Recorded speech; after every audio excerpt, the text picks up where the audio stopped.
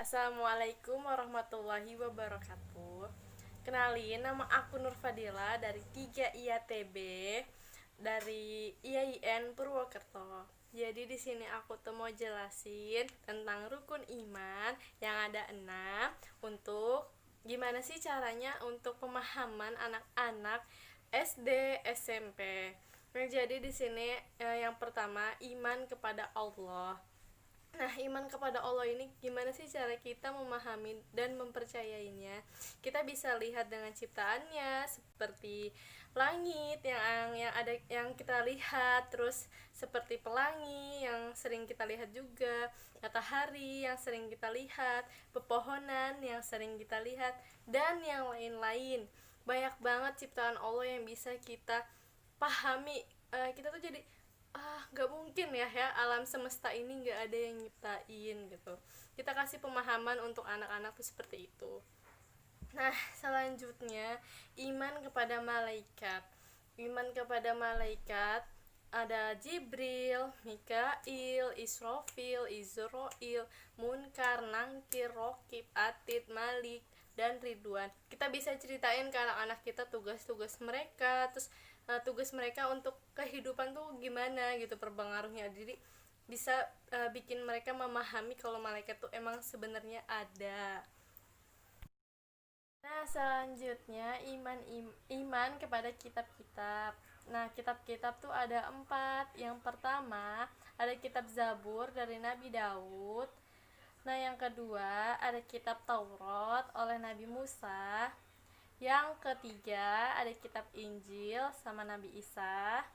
Yang terakhir ada kitab Al-Quran yang diturunkan kepada Nabi Muhammad. Nah, kita tuh harus meyakini 4 kitab itu. Kita bisa mengajari mereka dan menyebutkannya di dalam Al-Quran atau menceritakan kisah-kisah Nabi. Nah, selanjutnya yang keempat, iman kepada Rasul-Rasul. Kita sebagai orang tua harus mempertegaskan bahwa perbedaan antara Nabi dan Rasul itu beda. Kalau Nabi sudah belum tentu Rasul, sedangkan Rasul sudah pasti Nabi. Nah, salah satu Rasul yang harus kita ketahui yaitu Nabi Muhammad SAW. Gimana sih cara kita untuk mengenal beliau kita mengenalkan beliau kepada anak-anak dengan kita menceritakan kisah-kisah Nabi, kisah-kisahnya Nabi Muhammad. Terus kita bisa juga membacakan arti dalam Al-Quran sambil menceritakan kepada anak-anak kita. Selanjutnya yaitu iman kepada hari kiamat. Nah, hari kiamat itu mungkin memang belum terjadi, tapi kita bisa menceritakan bentuk-bentuk dari hari kiamat tersebut yang ada di Indonesia, kayak bencana alamnya seperti banjir, gunung meletus. Itu adalah bukti-bukti kalau itu termasuk kiamat sugro. Nah, selanjutnya yaitu iman kepada qada dan qadar atau bisa disebut takdir. Takdir ada 2, yakni takdir mubrom dan takdir mu'alak. Nah, takdir mubrom atau bisa disebut qada termasuk takdir yang sudah ditetapkan oleh Allah, seperti kematian yang tidak bisa dihindari. Nah, yang kedua yaitu takdir mu'alak atau bisa disebut qadar. Nah, takdir ini tuh bisa diubah, seperti menikah kan bisa diubah dengan siapa saja, nikahnya maksudnya nggak ditetapkan oleh sini gitu kan.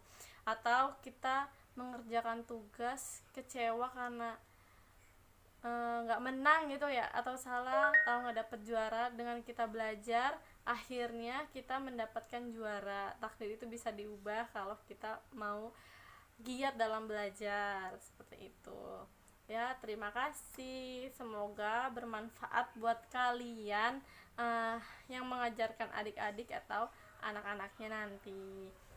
Assalamualaikum warahmatullahi wabarakatuh.